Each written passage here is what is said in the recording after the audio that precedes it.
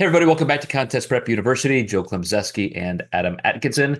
We're going to talk today about AI. And I have to say, I have been enlightened more in the last month than I really thought there was to know Adam. And I do understand why people are kind of scared about this level of automation taking jobs and so forth. I mentioned, I think, in our last podcast, or maybe a session or two ago, that a client had walked into my office and took a picture of a functional training book that was on my desk. And just to show me the power of Chat GPT 4.0, he asked, his narrator, whatever, was named Genie. So said, "Hey, Genie, make me a program based on this book, working out 4 days a week with these specific goals." And within 10 seconds, Chat GPT had read, quote unquote, the book and had written out a program for him based on his criteria. Then he said, "By the way, give me a diet with these parameters," and it did that. So obviously, there is concern among people in terms of occupational protection. We already know things like radiologists and attorneys are looking at, wow, if these large language models can absorb all of the content in the world, like what is there for us? Two things, and then I'm going to get to your story because you have a great introduction to why this may be relevant. You still can only spit out information that's there. A computer is a computer, even if it is generative and has the ability to learn, large language models being able to, learn something. But still, it's learning what we put in front of it. And my question would be on the contest prep, peaking, bodybuilding, physique sport space, what information is out there that has a modicum of consistency and reliability that Chat GPT or any AI source could content rank it appropriately to say, well, here's the right information. Because if you have a million bits of information and 90% of it is inconsistent, much of it being very, very wrong, it's going to give you a bell curve or an amalgam of information, or randomly spit something out, or reduce it down to kind of an average. And is that very helpful? But anyway, we'll touch on those points as we go. Tell me what you ran into this week. Yeah, so I did a client consult and she was locked in on like an 8-month contract.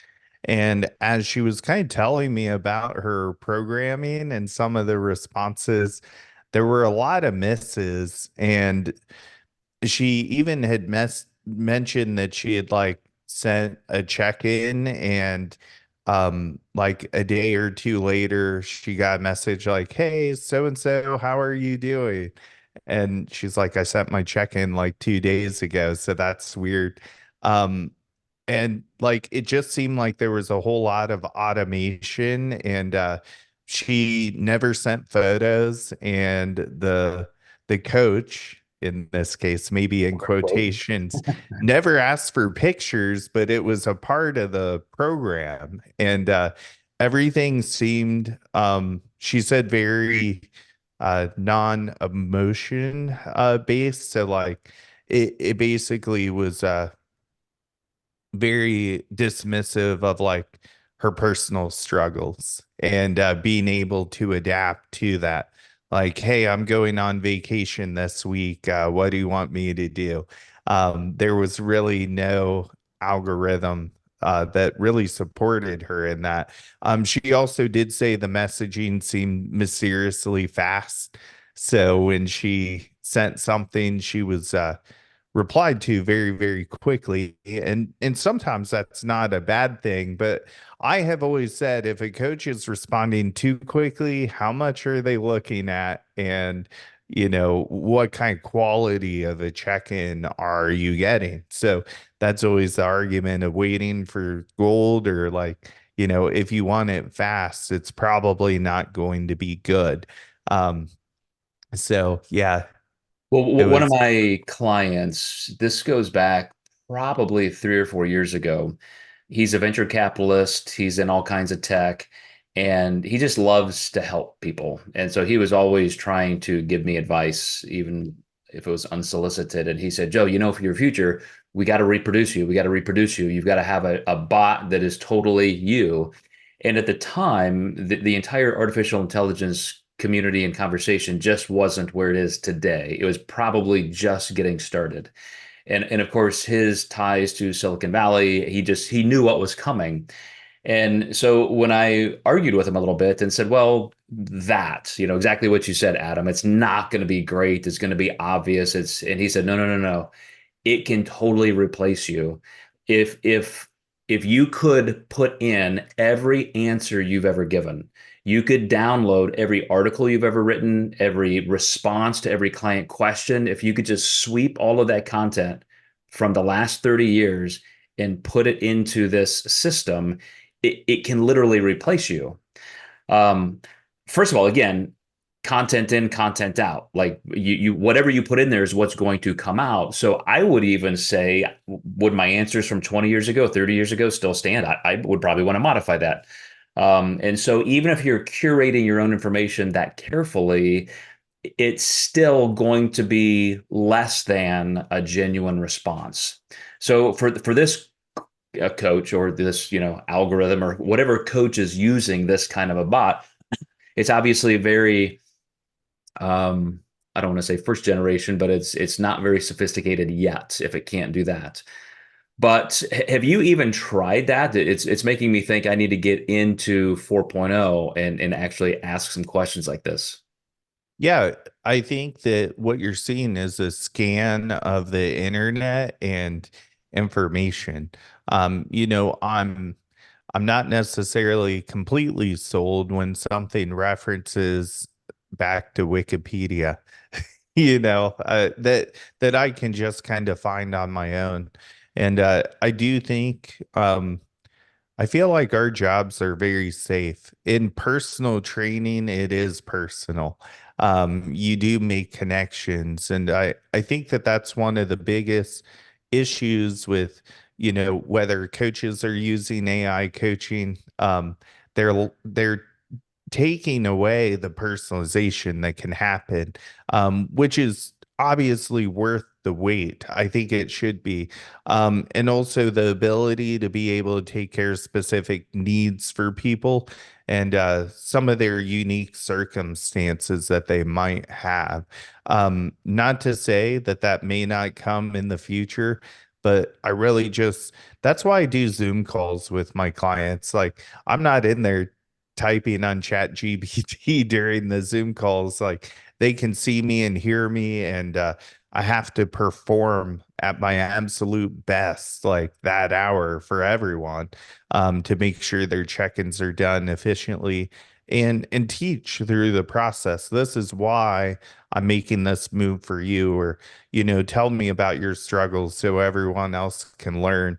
That kind of community will just I think always keep me ahead of AI.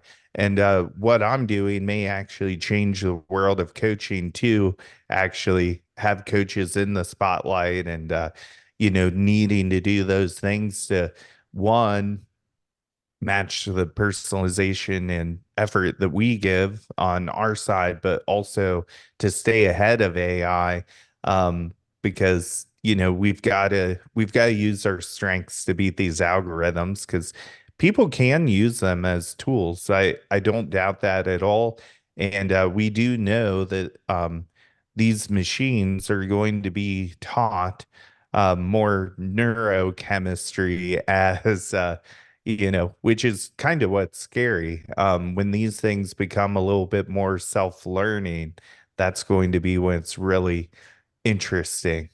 So part of your answer there is accurate for the next year, perhaps. I want to stay ahead of AI. I think it's important to stay ahead of AI. Those are your words. Well, in a year, you're going to be obsolete at that point because, for example, uh, it was Kodak that had the original technology for digital, and they decided, like, no, let's just bury this. This isn't going to be a thing. And then, of course, they go under. AT&T was given the opportunity to do the first cell phone and that kind of technology, and they said, yeah, that's not going to be a thing. No thanks. And then, of course, they got buried by people like Verizon. So it's like defending the horse after the Model T Fords come off the line. And everybody say, no, no, you're not going to replace my horse. Good old Betsy. She's way better than a Model T Ford. Horses will carry us forever. AI is going to change the entire world. What's going to be left, as you said, lastly, is are you using it to your advantage as a coach, or are you just letting it pass you by? So, for example, that person who may be using AI as an early adopter with their coaching, sloppy application at this point, but will it get better?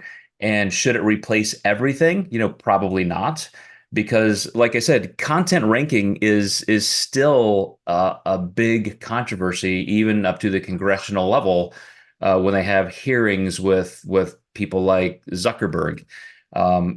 Is it a pay for play? How are you ranking your content? Are you guys putting yourself first? Are you putting your advertisers first? Why is this not just a normal commercial free enterprise endeavor? And so at this point, I don't see anybody with the money or lobbying power to go to these types of companies like OpenAI and say, hey, why don't you wink, wink, put my content in there first? Because all of my information is better. All of these people are sucky. That's just, I don't see us as such a niche model, in terms of business to ever attract that attention. But like my client had told me about using it to reproduce you, what would you use that for? So I'm going to ask you this, more directly, Adam. Let's say somebody is contemplating hiring a coach, or they just go to ChatGPT and say, hey, here are my demographic patterns. Here's my information, data. Spit out a contest diet for me.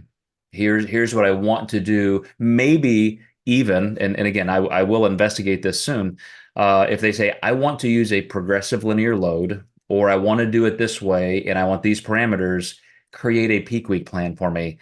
I'm guessing because of keyword functionality, that could be done and make it as narrow as you want to as the asker. So any experience with that so far? No experience with that. Also, how would the peak week be adjusted for how the person looks? Can it tell a difference in photos on what flat or full? Probably never gain replaced in that regard, or maybe that's 2 years down the road versus one. So It depends on somebody who interesting, creates the app to do that. right? If So it's the See You Later Leaner or Diet Doc or Contest Prep University app that you can scan yourself, and it's literally monitoring your photos from the last week, the last month, last night, it's coming. I mean, that kind of stuff is not a far jump. yeah, I think you're right. At the level that technology increases, it happens very fast. And the further they get, the faster it gets. And I think that's what's scary about this whole thing. And I think this is where, we're probably going to see some hard laws drawn on how far AI goes, just for our own personal protection. What if these things do get so smart they go into bank accounts, or it's a possibility. I know it sounds kind of like a conspiracy theory, or something a little wild, but we do have to wonder, how smart can these machines be? Oh, I mean, probably every other podcast on the planet has talked about this, no matter the premise line. Um, there are people like Kurzweil and other futurists, theoretical physicists who said this is the end of humanity. Like this is the end. You're at the beginning of it. We've unleashed the beast, because they are going to be self-learning. There are other people who say, well, still, even as you said, when you start to try to program self-learning when it comes to emotional status and emotional regulation, um, that's programmed, quote, in us through millions of years of evolution. the need for autonomy and self-direction, but also the need for collaboration and collectivism. Those are the two forces that govern most of our own behavior. And to put that into a machine or an algorithm is possible, but you also have that technology that can be used, maliciously. Like anybody who gets a hold of it can program it differently. So, Hmm. I mean, this is why it is such a weird, wild thing to be just right at the precipice of as a species. But the one thing that I would say, just like every single technology, the printing press was going to be the end of humanity. When the radio came out and the TV, that was going to be the end of this. As soon as we had steam engines, it's going to ruin every job. We always recover. We always do something different. We always adapt.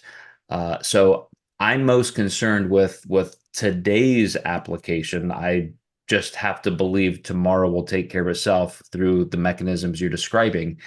But as a competitor, as somebody dieting, getting ready for a contest, and you want to use some of these informational tools. I mean, I was just looking on one entire phone panel on my phone. I have two Chat GPT versions.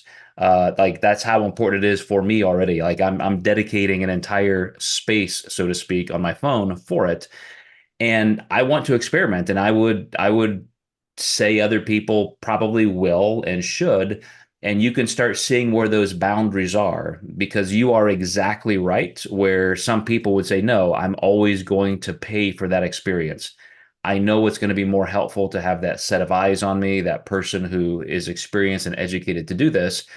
But the reason I got a little snappy at you in the beginning with your answer, Adam, is that humans will do what is the most convenient and the most efficient. Like those are Hmm. the barriers. And I'll give you one example. I have said forever, in terms of like personal training, a yoga instructor, somebody like this, like it's important to go for the experience, because that person has a set of eyes, they have their experience, they're going to guide you, they're going to do this, they're going to motivate you, and so forth. And so even when I started doing yoga with my wife and a couple friends, we just set it up. We're going weekly. Like we will never do this at home. We haven't done this at home in the past. We want that person. It's worth it. We're signing up. We're going to get a membership. Well, guess who now does yoga on his living room floor at 9 o'clock at night every night with a YouTube video? Because it's just simpler. It's easier. I don't even mind the expense. I don't have to leave my house. And if I just want to do it at 9 o'clock at night or 8 o'clock at night on a night when there's not a class, I can do it. Hmm. So those are the kind of conveniences as well as the expense that will make people jump in and at least try it. They may come back to a coach where they think they can get better results, but it is going to be disruptive and it's going to take a large percent of initial market share. Yeah, absolutely. I think that I'm open to, what information comes and how it's utilized. There's going to be instances where it is very helpful, I think. And I think it is a tool that probably coaches can use. I think one of the big negatives, though, and this is always kind of where the coaching space gets dicey. It does seem like there's a lack of advice from a medical standpoint, which is probably good. But one of the great reasons we have a medical director on staff is to assist with these situations. So I think things like that keep our company ahead of the game a little bit more, because other coaches won't really have access to that. But when will these machines start going more medical? And that's scary and exciting at the same time. So to give you an example, a great one that I just talked to my son about this morning.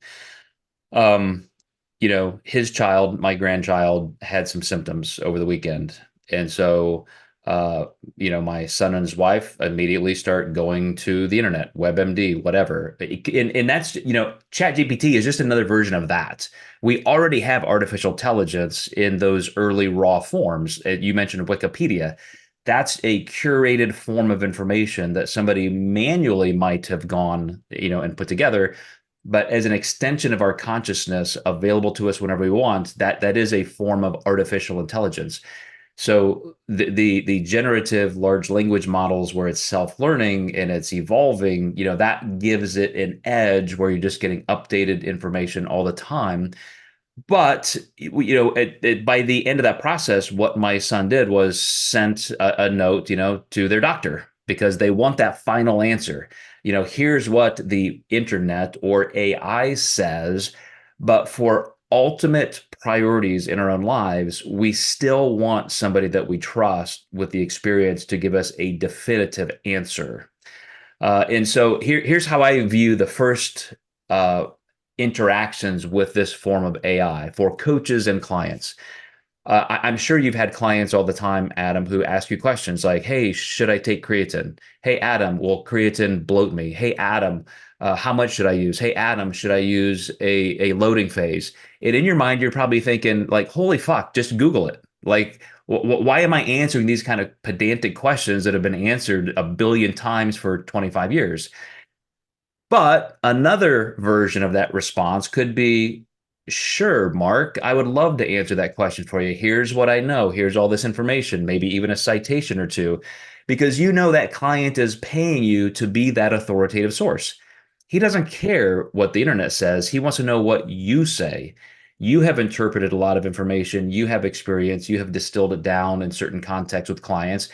And so ultimately, they are not just being lazy by not searching for that information themselves. They truly want your opinion. And maybe it is being matched up with other self-learned information. But I think that's where both coaches and clients can start using this information just to see what's out there, see how good it is. And that's part of that adaptive response. Because if we flash forward 50 years or even 10 years, and assuming that AI didn't kill us all, what are we doing with it? Well, how is the world functioning? Is your garbage still being picked up on Tuesday by a truck? Are you still going to the doctor and having them put a thermometer under your tongue? Like, I don't know, but we've had so far 6,500 years of civilization and we've still figured it out. Like we've managed to go through massive, massive changes in technology and we're still here. So I think we have to plan for that and just try to be early users of the technology, both as professionals and consumers. Yeah, absolutely. So with AI evolving, trainers and businesses will evolve as well. So one of the discussions I had with the prospective client that I had the phone call with was that, essentially with all of this, we probably will use it as a tool to some degree, and knowing kind of like when to use it and when not to use it will be key. However, as it evolves, we're probably going to rely on it more. This could be the new, Google Scholar, or, Yeah. it's going to get more advanced. And I said, what's probably going to happen, we're going to rely on it so much like Instagram. Instagram has now figured out people need us for advertising. So we are now going to charge to verify you and upgrade your account to even be seen. I think eventually, you know, maybe we won't have an energy bill in 10 years, but we're going to have a huge artificial intelligence bill, that we utilize monthly to assist us with whatever it is that we're doing. So that is an entirely different topic, and it's huge. This could go on another 4 hours now. Elon Musk even tweeted that a few weeks ago, which is like, yeah, we don't need just a minimum universal basic income. He said in the future, no, like revenue and money will just not even be necessary. Like everybody will have just a living basic income because everything through automation and artificial intelligence can be done for us. It's now just what do we need as a commodity to make sure we have a social hierarchy. So anyway, I'm gonna leave that aside for just a second because it is a big topic, and come back to these first steps of use. Uh, For a coach, let's say 10 years ago, a client wanted a meal plan. So you went to a spreadsheet and you took 15 minutes and created a meal plan. Well, now when one wants a meal plan, you might have an app or some software and you can spit that out in 2 minutes. Well, now you have AI where you can just say, "Hey AI, here's a couple parameters, make me a meal plan." And it does it for you in seconds. So now we've gone from, 30 minutes to 5 minutes to seconds. Uh, the next step is, as you mentioned to begin this session, is it truly replacing you? Do you even have to answer questions? Can your clients just plug right into that, and your virtual assistant is now answering those with or without the knowledge that that's not even you? I mean, that's a line you don't even have to cross. You could literally just let people know, here's my normal times when we're going to have phone calls and Zoom sessions and so forth. But in the meantime, here's my virtual assistant. Everything I know, everything I've ever said, everything I could teach about a single topic is here, just like a searchable Wikipedia of Adam Atkinson. That's an honest way of brokering that information, and maybe that's a good first line of information, because again, as just an iterative evolution, we have clients, we have listeners, viewers, fans all the time who will say, "Man, I just binged on 500 episodes of Contest Prep University over the weekend. That's amazing. I'm learning so much." Our Flexible Dieting Institute research library, all of that. Well, what if all of that information was available through an AI, and you can just instantly be taken to the answer or the little bit of information you want without surfing through millions of titles? Like, that's another great use of a professional or an industry or a consumer using AI. It just has to come from the right places and in the right context. But I think it can be done over time, you know. Well, that's the next thing. So many people, coaches, other professionals, they miss the first wave of a technology. They get left behind. They get lapped. This is one of those things to look for. Again, as a consumer or a professional, am I staying on top, or am I going to be passed by? That's going to be an important part, because I do believe for the people who are using it, not just to replace themselves, but to at least provide faster, more efficient service, different layers and levels of expertise and responsiveness that a client may need. That's going to be a helpful thing. Down the road, can you be perfectly replaced? Possibly. And then we're going to be down to, do you just want that experience or not? Do you want that social interaction or not? Do you want to make sure you do have, and that you value another human being doing that for you? Those are just going to be questions yet to be determined.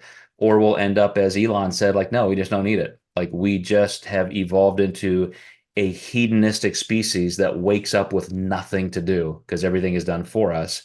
And there's not even a need to transact or pay for it. Big, big, big jump, but that's something that is quite possible. Yeah. My biggest thing with this is ethically, you know, is it okay to use it as a coach? And I think, I think you can use it as a tool, but I think when people are paying for you, you have to stick to it being, technically you that's doing the communication. So, um, I think that line, obviously this client I spoke to was disappointed in her experience. So, but I'm not going to say everything that coach did was wrong or completely AI driven, but it was to the point that this client definitely had their suspicions and Mhm. could tell. So at that point, it's kind of failing. But if they do add more personalization to their programming, it would probably be beneficial. Where I could see it going wrong is if someone's on a show day and they're using this machine to communicate, they could really mess up some stuff. Oh yeah, I mean, at that point you are totally on your own, and even for you to sit there and think you can provoke the AI to give you the right response by giving detailed information. It's just not there. And like I said, this goes back to content ranking information, how it's even, provided to you, and what kind of a hierarchical format. It's just that is where I said we're just going to be the last. Like nobody cares. If it's something very important like medical advice, then there are going to be some serious legislative guardrails, as you said, because there's going to be serious liability. For us, it's one of those like, who cares? It's like, should I mow my lawn 2.5 inches higher, 2 3/4? Like nobody's going to get sued over that. But anyway, to be continued. What a fascinating topic. Some of your answers are very much like I said at the beginning of a societal shift. Like here's what we want to protect, and we want to warn people: don't go use that technology. I have all the value. Stick with me. But people are going to use it anyway. They're going to try it, and it's going to get better. And so we'll just have to see how we can stay ahead of the curve in providing the best type of service for people. And I have no doubt that everybody's going to use it, even you and I. So let's wrap up there, and we will see you guys next time in Contest Prep University. One more time, as just a reminder, we have a lot of new people joining our D1 club. So the Contest Prep University D1 club is where you can jump into a private group, $3 a month. That's, I think, a pretty reasonable paywall to be part of this group, where Austin, Dr. Souders, our medical director, Adam, myself, we're in there facilitating discussions. We're answering very personal questions and giving guidance to competitors, whether you have a coach or not, whether you're coached by us or not.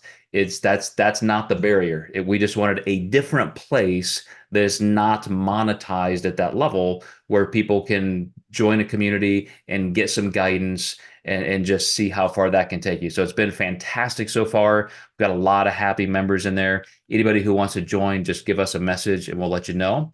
And we'll see you next time in Contest Prep University. In the meantime, let us know if you're using any kind of AI, ChatGPT. We want to see how you're finding that. And we will see you next time.